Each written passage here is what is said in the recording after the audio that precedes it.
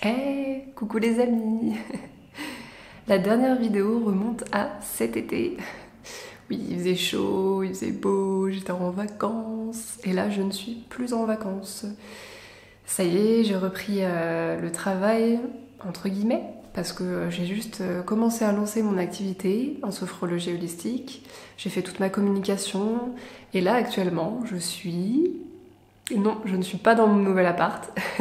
Je suis au cabinet, au 45, dans mon lieu d'art et de bien-être.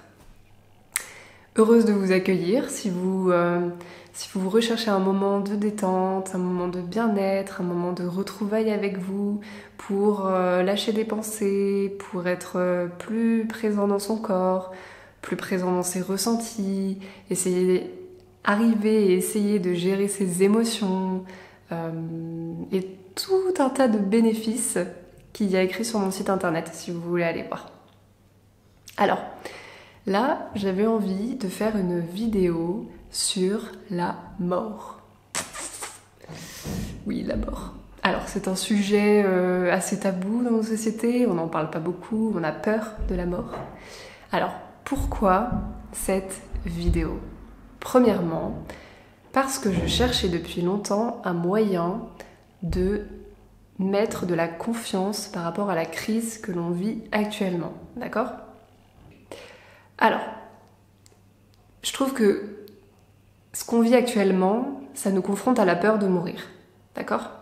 Si le Covid n'avait pas autant d'impact, si on n'en mourait pas, il n'y aurait pas tout ce qui se passe. Donc en fait, on est confronté à notre existence, on est confronté à nous-mêmes, on est confronté à la mort et on a peur. Donc je trouvais que parler de la mort et de la dédramatiser, ça allait créer de la confiance chez vous. Donc c'est ce que je vais essayer de faire en vous expliquant que la mort, c'est juste un passage. D'accord ? Et Zaza, si elle était présente avec nous, elle pourrait témoigner. Mais non, elle n'est pas là. En fait, j'ai vécu pour la première fois de ma vie un deuil. C'était une expérience douloureuse. Donc cette vidéo est pour toi, ma Zaza. Je te fais un bel hommage en parlant de ce que tu es en train de vivre.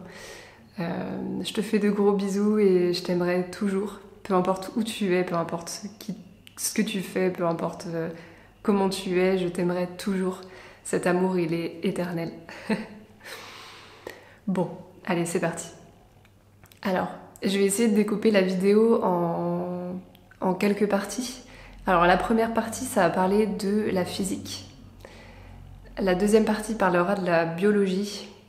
La troisième partie parlera de la psychologie. Et la quatrième, ce sera la conclusion. Alors, première partie. Pourquoi la physique ? Parce que la physique nous parle d'ondes, de fréquences, de notes, de vibrations. Ok ? Tout vibre à une certaine fréquence dans la vie. Ici sur Terre, on est dans un monde matériel, d'accord ? Ça, c'est ma chair. Ça veut dire qu'elle est vivante, ok ? Je peux la toucher, je peux la sentir, voilà, c'est quelque chose de matériel, d'accord ? C'est solide, c'est un état solide. Quand on meurt, le monde dans lequel on est un état, on va dire, immatériel. Pour simplifier, ça peut être un état gazeux, par exemple. Tu vois, c'est vraiment comme si c'était... comme si les formes, elles n'étaient pas les mêmes que ici. Comme si, tu vois, je pouvais... là, c'est... Je sais pas, la caméra, et ben comme si je pouvais passer à travers la caméra, en fait. Les formes, elles sont... c'est juste comment sont faites les choses qui sont différentes, tu vois. On perçoit l'intérieur des objets. La mort, c'est une transformation. Transformation. Ça veut dire qu'on change de forme, on change d'état. D'accord ? Je sais que c'est difficile à imaginer, je vais vous expliquer pourquoi après. Au niveau énormément aidé, mais vraiment beaucoup aidé, à comprendre que chaque jour, à l'intérieur de moi, je mourrai. Je vais vous expliquer pourquoi. Parce qu'en fait, chaque jour, j'ai des cellules qui meurent pour en créer d'autres. C'est un renouveau, d'accord ? Ça s'appelle l'apoptose. C'est les milliards de neurones qu'on a dans notre cerveau qui disparaissent pour en faire apparaître de nouveaux. Et c'est tout à fait logique, c'est tout à fait naturel. C'est la mort qui est au service de la vie. D'accord? C'est un cycle. On a besoin de mourir pour renaître chaque jour, finalement. Et chaque jour, je meurs à l'intérieur de moi. Ça veut dire que chaque jour, je m'enlève des croyances du passé. Par exemple, en ce moment, je suis en train de vivre une mort. Vous savez pourquoi? Parce que mon passé, c'est mon passé. C'est ce que j'ai vécu avant, quand j'étais plus jeune, etc. Je suis en train vraiment d'essayer de le faire mourir. Parce que s'il reste accroché à moi, ça veut dire que mon futur, ma vie dans le futur, ce que je veux créer avec la nouvelle Maëla, ça va rester bloqué. Ça va pas se concrétiser parce que dans le passé, je suis encore accrochée. Donc j'ai besoin que mon passé meure, en fait. Tu vois, c'est vraiment ça. La mort pour créer la vie après. Donc c'est tout à fait naturel. Au niveau de la psychologie, donc tout à l'heure je vous disais que oui, on avait des difficultés à croire ça. Voilà, difficulté à croire. Ça veut dire qu'en fait, on s'identifie à notre corps physique. L'ego, le mental, les pensées, ils s'identifient beaucoup trop au corps. D'accord? On pense qu'on n'est que notre corps. On pense qu'on vit que grâce à notre corps. Mais non. Je suis Maëla. Je suis Maëla dans ce corps physique, dans cette vie-là. Ok?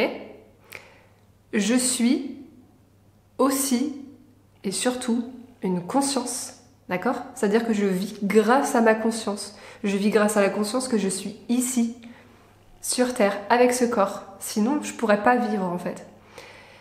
Et beaucoup pensent que les personnes qui font des expériences de mort imminente, parce qu'il y en a des témoignages de personnes qui sont passées de l'autre côté, dans l'au-delà, et qui reviennent et qui racontent, et quand je les entends, personnellement, quand je les entends, je sais très bien qu'ils sont pas barrés, je sais très bien qu'ils n'ont pas un problème psychologique, je sens très bien qu'ils sont vrais dans ce qu'ils disent, il y a une vérité et il y a une authenticité, et moi ça me... Enfin, voilà, ça me scotche d'entendre ça, quoi. C'est tellement vrai, c'est tellement... Enfin, ça ouvre tellement les consciences, ça ouvre tellement l'esprit, ça aide à prendre du recul, ça aide à se rendre compte qu'en fait, il y a beaucoup plus que ce qu'on voit ici, tu vois.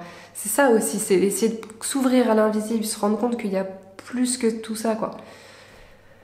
Donc, ce que je voulais dire, c'est que les personnes ne peuvent pas halluciner. Pourquoi? Parce que, un élément mais hyper important, c'est que ce n'est pas le cerveau qui crée la conscience, c'est la conscience qui crée le cerveau. D'accord? Ça veut dire que sans ma conscience, mon cerveau ne vit pas. Et quand on meurt, qu'est-ce qui se passe quand on meurt? Le cerveau, il s'éteint. D'accord? Le cerveau, il arrête de fonctionner. Notre corps aussi. Et pourtant, c'est quand même bizarre, hein, il y a plein de personnes qui racontent ce qu'elles ont vécu de l'autre côté. Et elles hallucinent pas, parce que c'est pas le cerveau qui est à l'origine de ça, c'est la conscience. D'accord? Vous voyez la différence? En parlant d'expériences comme ça, de témoignages, si ça vous intéresse, j'ai mis des liens en dessous de la description de la vidéo pour, voilà, si vous êtes curieux. Moi je sais que je me suis beaucoup intéressée, j'étais hyper curieuse et j'avais besoin de réponses, donc j'ai regardé des témoignages, j'ai regardé des vidéos, j'ai lu un petit peu des livres. Pour conclure cette vidéo, qui j'espère vous aura apporté des connaissances, des clés, des éléments de recherche, des prises de conscience, tout ce que vous voulez. Pour terminer, j'aimerais faire le parallèle avec ce qu'on vit actuellement. C'est comme s'il y avait une mort à grande échelle, une mort d'une façon de penser et d'agir qui n'est plus en phase avec la vibration de la planète à ce moment-là. Je m'explique. On est beaucoup trop dans des peurs, clairement. Et on a tous envie d'aller vers plus d'amour, ok? Donc ce qui se passe en ce moment, pour moi, même si c'est pas encore visible actuellement, mais ça va l'être de plus en plus, c'est que la peur va se transformer en amour.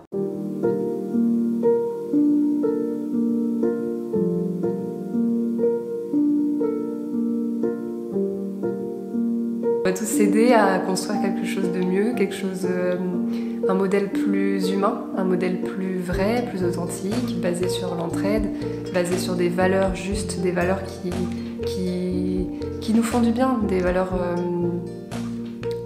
altruisme, des valeurs de compassion, des valeurs d'engagement, des valeurs des valeurs de lien avec le vivant.